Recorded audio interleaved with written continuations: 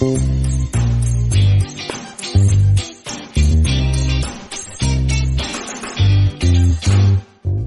objected to serve in the Israeli military because I refused to serve the apartheid regime of Israel.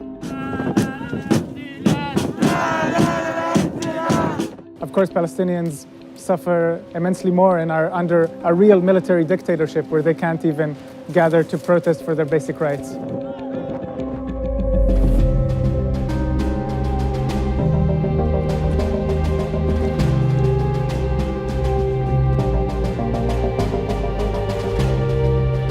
The locals have no force against, since these soldiers go by any law, they just do whatever they want.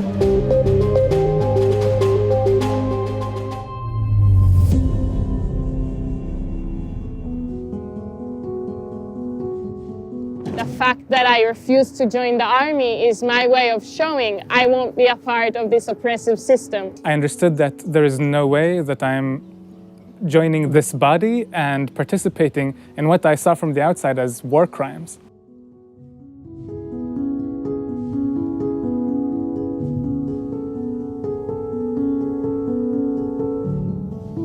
It all happened around the age of 17, 18, when I had to make a choice if I'm going to become like a fighting combat soldier or I'm going to refuse.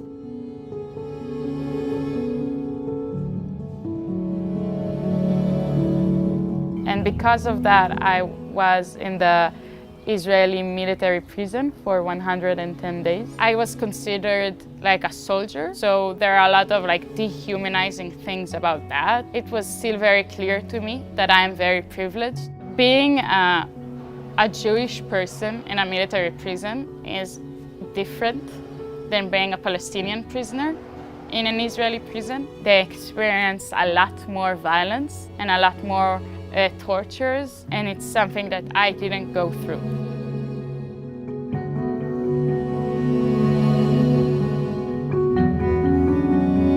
You grow up under the illusion that the kids you see have the same rights and are part of the same regime as you. I understood that my city, Jerusalem, is an apartheid city, and these Palestinians on the other side of the streets don't have the same rights that I have.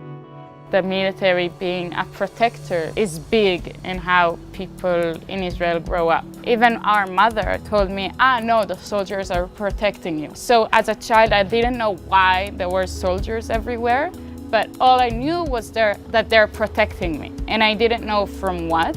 And later, I was, okay, they're protecting me from the Palestinians. You learn to internalize the idea that you are going to become a soldier and that you might die for your country and that you would be a hero for doing so.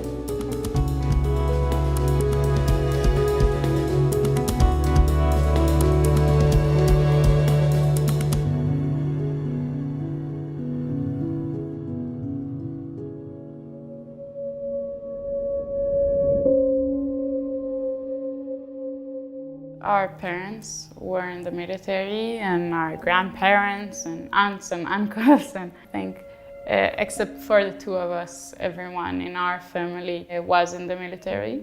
They found themselves having to defend her position in front of their friends and community and other family members who were asking them why Atalia refused. They found themselves, I think, adopting some of her positions and empathizing with them and showing up to protests. It's important and it's significant that the both of us and Atalia, especially with her public decision, didn't do the army. Being able to change your mother's opinion is the greatest achievement.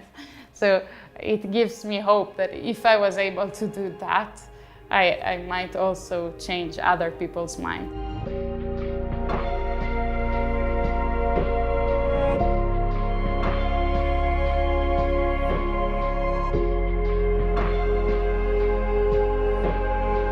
אכזרי ואלים על עם אחר לא רק פוגע בהם, אלא גם משחית אותנו. זה הבית של היהודים, לא של שמאלנים. שמאלנים לא יהודים.